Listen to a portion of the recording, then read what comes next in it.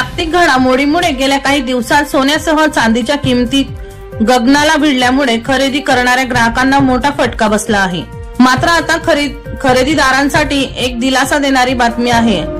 सोने चांदीच्या दरवाढीला ब्रेक लागला असून किमतीत मोठी घसरण झाली आहे। जळगावच्या सुवर्णपेठेत या आठवड्यात पहिल्या दिवशी सोन्याच्या किमतीत तब्बल 700 रुपयाची घसरण दिसून आली, तर चांदीत 1000ची पडझड झाली। यामुळे ग्राहकांना मोठा दिलासा मिळाला आहे।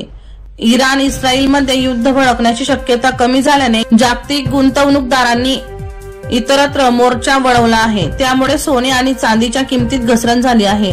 सध्या जळगावात 22 कॅरेट सोने 67,230 रुपये प्रति 10 ग्रॅम इतके आहे, तर 24 कॅरेट सोने विना जीएसटी 63,400 रुपये असून जीएसटी सह दर 65,000 रुपयाहून अधिक आहे।